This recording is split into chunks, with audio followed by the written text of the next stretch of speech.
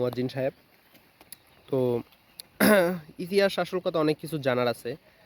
তো আমাদের এই ভারতীয় উপমহাদেশ থেকে যে পরিমাণ অর্থ সম্পদ ব্রিটিশরা নিয়ে গিয়েছে, তো সেটা কি কোনোভাবে ফেরত আনা যায়?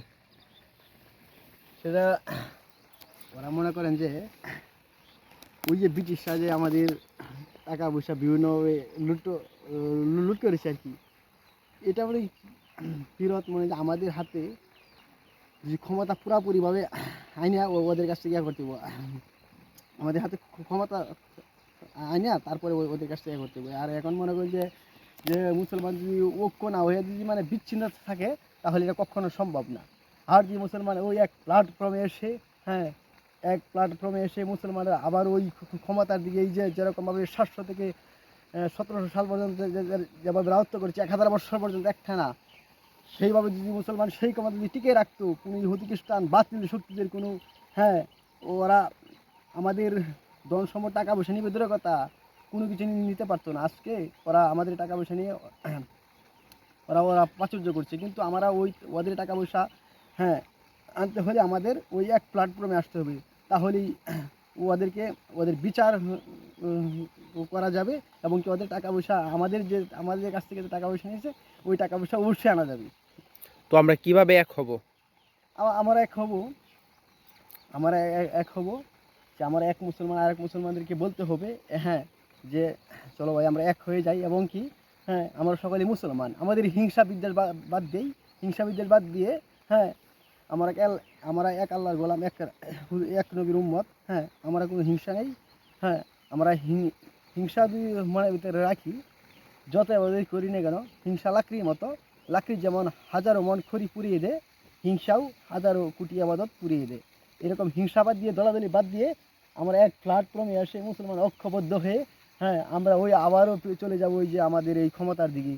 আমরা ওই তাহলে আমরা ওই ক্ষমতার দিকে ফিরে গেলে আমরা ওই পাবো আগে যেরকম সুখময় জীবনযাপন কাটাইতে মুসলমানরা সেরকমভাবে কাটাইতে পারবি।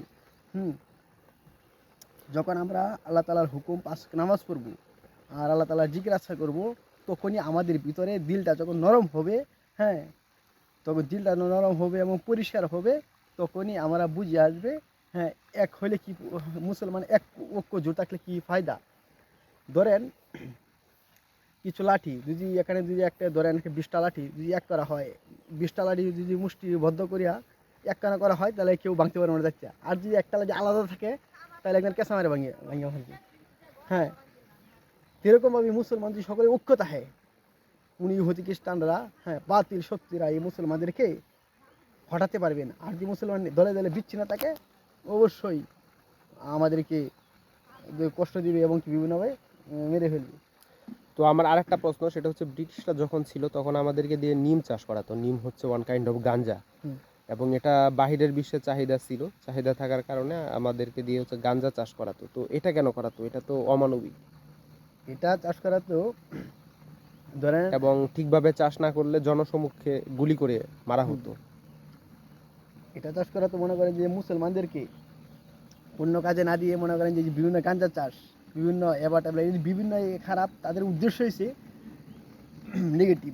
ধরেন আমাদেরকে যদি গাঁজা চাষ করা, হ্যাঁ, আমরা যাতে আল্লাহর হুকুম, হ্যাঁ, হুজুর সাল্লামের তরিকা, এবং কি আমরা যে এক প্ল্যাটফর্মে আসবো, এই সব মানে আমাদের যে মুসলমান, হ্যাঁ, ওরা চায় ওরা যা ধর্মের লোক, হ্যাঁ, ওই ধর্ম বানাতে চায়, এবং কি, হ্যাঁ, আমরা যে মুসলমান থেকে ফিরাইয়া আমরা যদি ওই তাদের হাতে ক্ষমতা নিয়ে ওরা যেটা খুশি সেটা করার চেষ্টা আমাদের কাছ থেকে, ওরা আমাদেরকে তো ওরা ভালো কিছু করাবে না, ওটাই ওরা উদ্দেশ্য।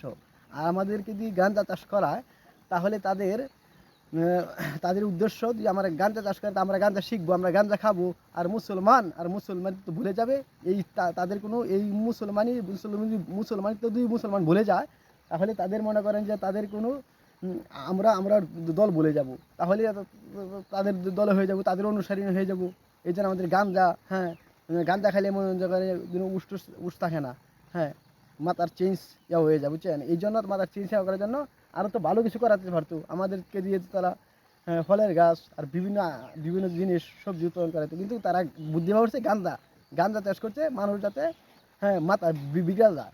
হ্যাঁ, এই জন্য আমাদেরকে দিয়ে ওরা গাঞ্জা বিভিন্ন এবার ট্যাবলেট মদ নেশা এগুলো করাইতো আর কি, বুঝছেন? তার উদ্দেশ্য নেগেটিভ ওদের। হ্যাঁ, এটা নেগেটিভ। তো এই জিনিসটা তো মোটেও উচিত হয়নি, এবং যারা করতো না তাদেরকে গুলি করে জনসমক্ষে মারা হতো। হুম। তো গুলি করে যে জনসমক্ষে মারা হতো, তো সে সম্পর্কে কি বলবেন? এটা কি মানে অত্যন্ত নিন্দনীয় না?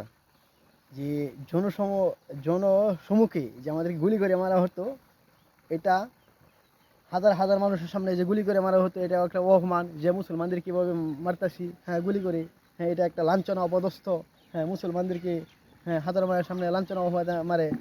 কিন্তু আমরা তো হলাম বীরের জাতি, আমরা মুসলমান কখনো পিছিয়ে থাকতে পারে না। হ্যাঁ, আর আমরা যদি বুকে বল নিয়ে ইমানি শক্তি নিয়ে যদি আমরা এগিয়ে যাই এবং কি যদি বলি যে আমাদের বুকে ইমান থাকে, তাহলে ওরা গুলি করে মারুক।